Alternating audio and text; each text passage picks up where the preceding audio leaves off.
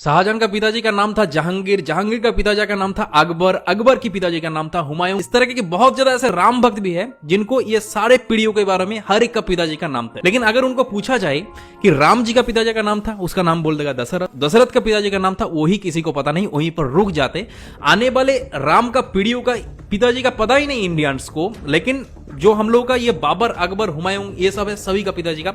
एक के बाद एक पूरा एकदम 7 पीढ़ियों तक नाम एक के बाद एक बोल देगा। तो दरअसल आज की इस वीडियो के अंदर आप लोगों को राम जी का पूरा पीढ़ियों के बारे में कि कहां से राम जी आए थे, वीडियो को इतने ज्यादा लोगों के साथ शेयर करो ताकि हर एक इंडियंस को ये राम जी का पूरा पीढ़ियों के बारे में पूरा पता चले। तो प्रभु श्री राम जी का पिताजी का नाम था दशरथ, दशरथ के पिताजी का नाम था अज, अज के पिता का नाम था नाभाग, नाभाग के पिता का नाम था ययाति, ययाति के पिता का नाम था नहुष, नहुष के पिता का नाम था अम्बरीशी, अम्बरीशी पिता का नाम था प्रशुशुक, प्रशुशुक के पिता का नाम था मरु, मरु के पिता का नाम था सिग्रग, सिग्रग के पिता का नाम था अग्निवर्ण, अग्निवर्ण के पिता का नाम था सुदर्शन, सुदर्शन के पिता का नाम था संखन, संखन के पिता का नाम था प्रबद, प्रबद के पिता का नाम था अंजुमन, अंजुमन के पिता का नाम था दिलीप, दिलीप के पिता का नाम था भागीरथ। और ये वही भागीरथ है जो गंगा को पृथ्वी पर ले आई, जिसको आप लोग भागीरथ के नाम से भी जाना जाता है। राजा भागीरथ के पिता का नाम था कुकुस्त, कुकुस्त के पिता का नाम था रघु, और ये रघु वही राजा है जिनके नाम पर ये रघुकुल पड़ा है। ये बहुत ही पराक्रमी और तेजस्वी राजा थे। आज भी कहा जाता है कि रघुकुल रीत सदा चली, प्राण जाई पर बचन न जाए। तो राजा रघु के पिता का नाम था राजा असमंज, राजा असमंज के पिता का नाम था राजा सगर, राजा सगर के पिता का नाम था राजा